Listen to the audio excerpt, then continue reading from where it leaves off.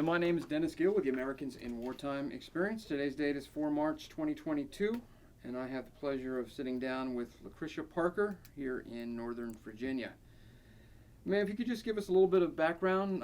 Where were you born? Where did you grow up? Oh, Where'd you well. go to school? Well, thank you, Dennis. I appreciate that. I was born in Fort Wayne, Indiana, all my life until I left for the military in 1990.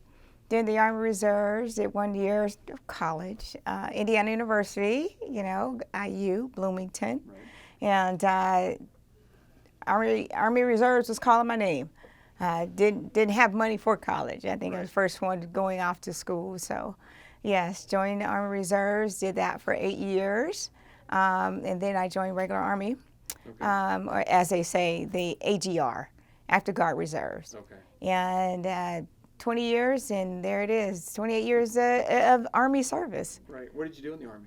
I did human resources. Okay. Started off with, as we call it, 71 Lima, typist, and then transitioned on to, as both MOSs combined, became the 42 Alpha Human Resources Specialist. Okay. Where did you serve? Where were you stationed?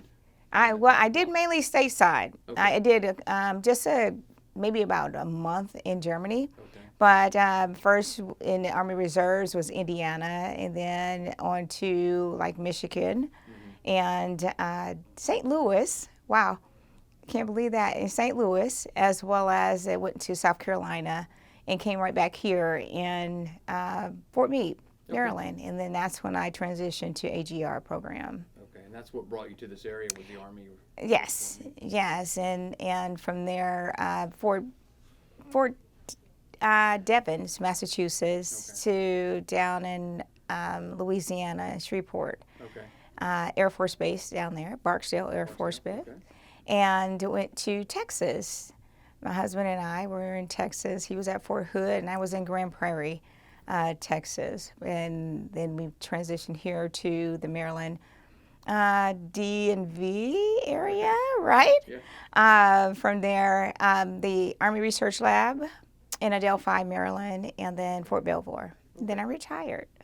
Okay, so this is where you call home now? This is where I call home. Perfect. This is where I call home. All right. Generally a positive experience? Yes. I mean, there's always negatives here. There's always negatives, but I always see the glass half full instead of empty. There's always a silver lining in whatever you do. And that's life, right? You try to make the best out of the lemonade, that you have, and try to put strawberry lemonade with it or something like that. So it's been a challenging but rewarding career in serving our country. Okay. Yeah.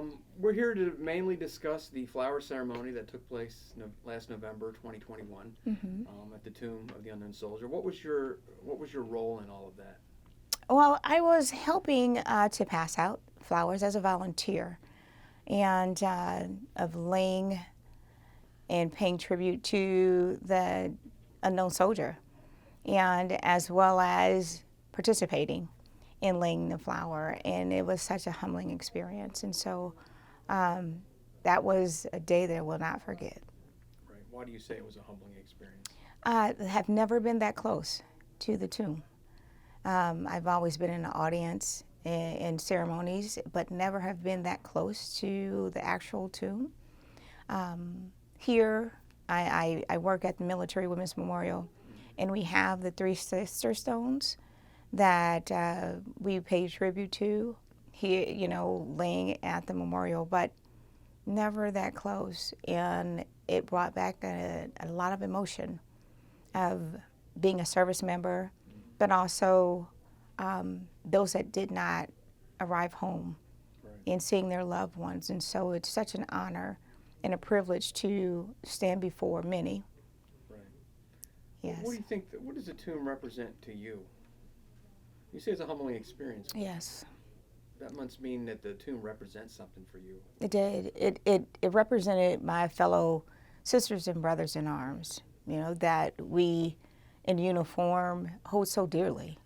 That I lost a family member that didn't come home. I lost a friend. I lost, a mother or father. That's what it meant to me. It's have never been that close to it. I get choked up, sorry, but I can just see those mothers and those fathers and family members or children that could not see their father or mother come home. And as my husband and I have 5 children, and I can only imagine, the pain that they were feeling or have felt if that was my husband or I, both serving in the Army, and a privilege to wear the uniform. Some gave the full price and sacrifice. And I asked, thank you, Lord, for sparing me just another day that I may come home and see my family members. Right. What do you remember from that day? What is there anything that stands out? All the people that were there and just what you saw, what you felt. Yes. I walking that sacred ground, in those steps, right? That's one of the things I remember. The 21 steps that the soldiers have walked, those that have guarded the tomb. I have the privilege of doing that. And remembering just that, the path going down, and then stopping in front of the tomb. And the very first thing I had to do is thank them. Thank them at the tomb. And then rendering that salute. Thank you for your service. And all I remember is just, it was a beautiful blue sky. It was kind of cool out there, but the sun was shining. And it was just like it was shining at the right moment, at the right time. And you're looking over, Washington, D.C., and you're looking at this beautiful scenic view. And it's like, it was such at peace. I didn't hear a word around me. It was just myself and those that have paid the ultimate sacrifice for my service, and my freedom. That stood out. And I didn't hear, it was so quiet. Such a quiet moment that it was just myself and them. Even though there were it was so many. It was hundreds of people out there. But I didn't hear them because it was my moment, right? To just to say thank you. Do you think as a service member yourself, do you think it meant something different for you than it would mean to someone who perhaps never served? I think it would. Is there a deeper meaning? It is a deeper meaning because some of when you wear the uniforms, some of the struggles that some have gone through. It's that resiliency. It's that you give all, right? And you're trying to be. I came in with the Army. You be all you can be. You give all you can, and that's it. And they have done that, And so wearing that uniform, it's like that unspoken word or unspoken feeling. You just give the look, or you understand. Without words, you understand because it says, U.S. Marines, Air Force, Army, Navy, Coast Guard. You understand, we represent, and we are the gatekeepers. That was just it. We are the gatekeepers. And so that's what I think, wearing the uniform, and you wear it so proudly. And it's about 1% that have said, yes, I will serve. And so I know that number. I know that it means a lot.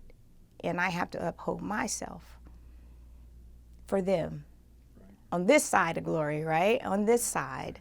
And so I try to do the best that I can and also represent them as well and carry that. And so I think if if you don't wear the uniform or have worn the uniform, you understand, you know the language. But if you have not said yes to serving this country, I don't think you really understand, because each one of us service members, we carry a piece of this puzzle. We carry the puzzle. I think we take it for granted in the Northern Virginia, Washington, D.C. area. Mm-hmm. There's a lot of military here. It's a lot of military. But you go to some parts of the country and it's, one or two people in that town served. Yeah. So you take it for granted just how many people say yes, because you're right, it's not very, very low percentage. A very low percentage. And you wonder why we take pride in such, like the parades that go down in small town USA. And they're cheering. You're like, wow, they're cheering. My God, how large of a roar. In that sense, like you said, not many have come, like Washington, D.C. and Virginia, that we take for granted. It's so many, it's saturated here. Right. But when you go into those smaller towns and smaller cities and states, they don't see what we see here. Yeah. And that's the part that, you get back and you represent. And that's why I'm so proud. I'm from Fort Wayne, Indiana.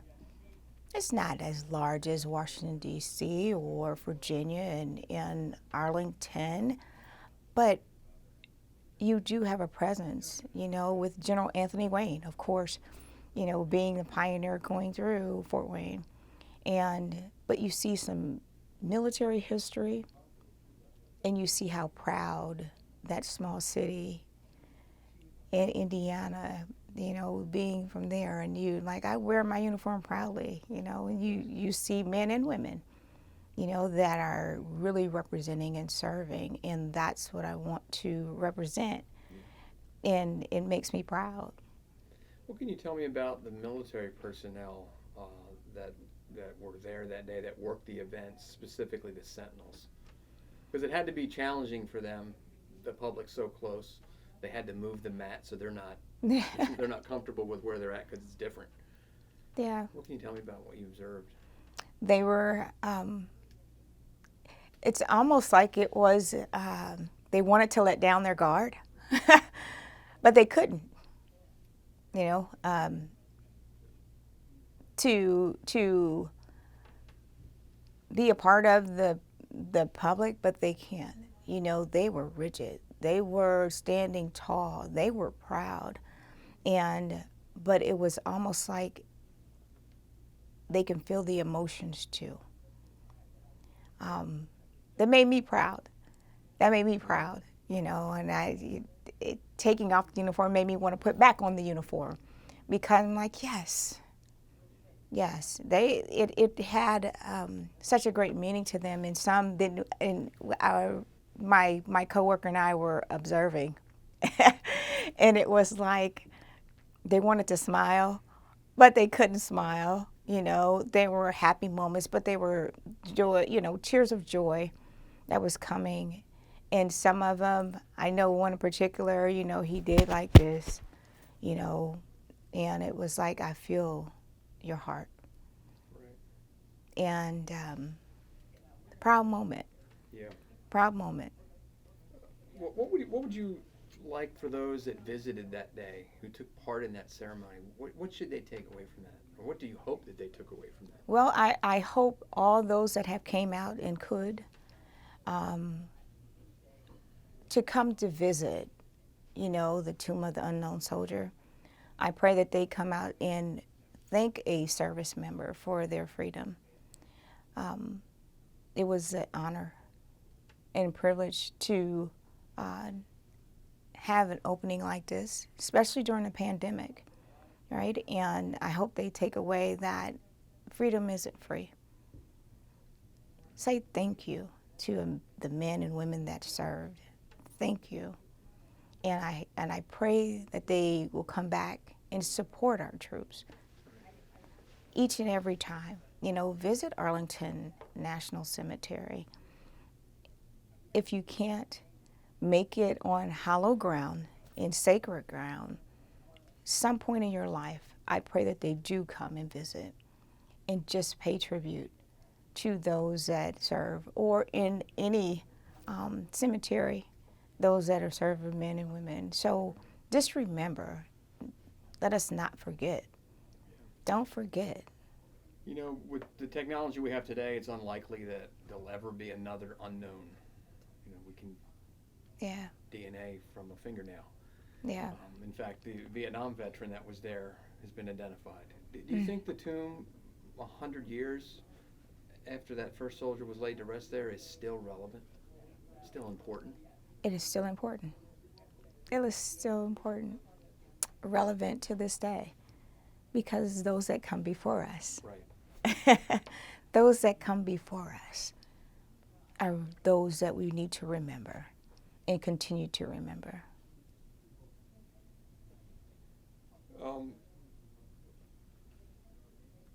This is the first time they've ever done this, 100 years after the tomb The opened. 100 years. And it was such a powerful moment from everyone I've talked to that was there, that participated in it. What do you think they should do moving forward? Is this a yearly event every 10 years, or should we wait another 100? I would say at least maybe multiples of 5. Okay. For those that didn't get their chance, we were in a pandemic. Some wanted to make the pilgrimage and others couldn't. But I think 5 years to get those prepared that wanted to come, to have a chance to come. I know security is tight, and you have to plan for this type of event. But if not 5 years, then at least 10. And that way, you can take those that were young, maybe those toddlers that can understand now, or the elementary school age, and those that the older members, to reflect back, like, we're here again, instead of waiting 100 years to pay tribute from the Revolutionary War to now, the in-between, those that have paid during World War I and World War II, and so they can come out and able to come out and remember as well. And those are served in all the different conflicts, but still, they'll have time to plan. Right? And share each and every one of the stories. And then you can meet new friends and understand that too. And so I don't think 100 years is going to suffice, but I would love to see it happen in at least 10 years.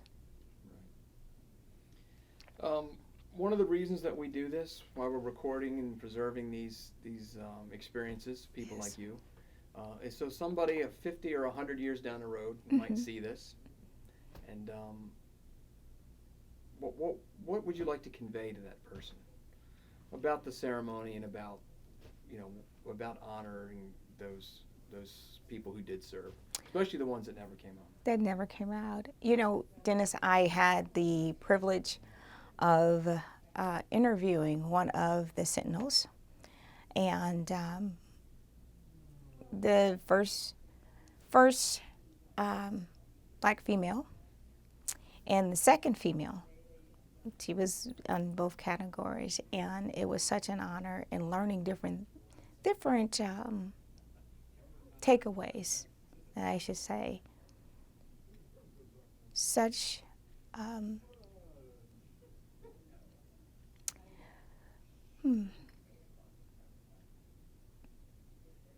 makes me proud. It makes me proud. And to take away what we go through. And you never walk a mile in someone's shoes. And you can't, and sometimes you can't even walk 100 yards. And some of the things that those have sacrificed just for you and I, right? And you think it's easy. They make it look easy, but it's not. It's not. And Do you think that we as a society do a sufficient job of honoring those men and women who served? not enough. I think more and more take it for granted instead of the pride that we had as a country in itself. We get lost in the chaos and the politics. We need to do more. We need to do more to honor those that have made and said yes. Just a little bit more, right? Never forget. And that's why I appreciate the time that you all have and to preserve some of these experiences in the 100th year anniversary. That's why I recommend to do it more often so we don't forget and get lost in the hustle and bustle of all the politics and everything else. That we can come together as United States of America, as a family, every member. Yeah. Well, I thank you for that. I wholeheartedly agree. And I want to thank you on behalf of the Americans in Wartime Experience for sitting down and sharing your story and your experiences. My pleasure. And I thank you for your service. My pleasure. Thank you for having me. Thank you.